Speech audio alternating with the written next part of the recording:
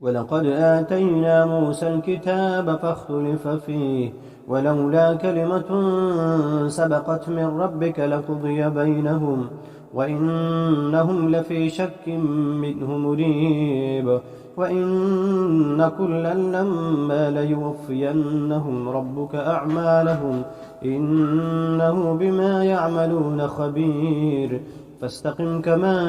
أمرت ومن تاب معك ولا تطغوا إنه بما تعملون بصير ولا تركنوا إلى الذين ظلموا فتمسكم النار وما لكم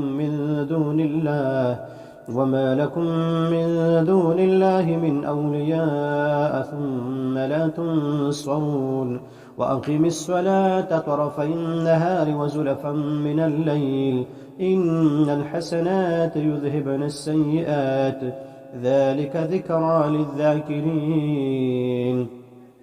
واصبر فإن الله لا يضيع أجر المحسنين فلولا كان من القرون من قبلكم أولو بقية ينهون عن الفساد في الأرض إلا قليلا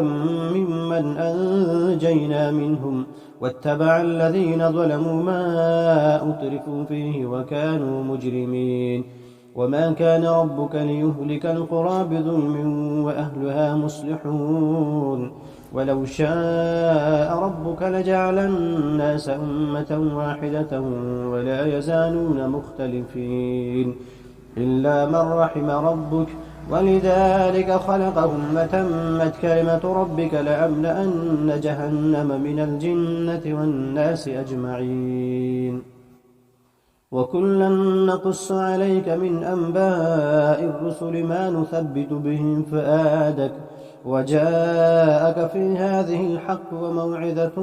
وذكرى للمؤمنين وقل للذين لا يؤمنون اعملوا على مكانتكم إنا عاملون وانتظروا إنا منتظرون ولله غيب السماوات والأرض وإليه يرجع الأمر كله فاعبده وتوكل عليه وما ربك بغافل عما تعملون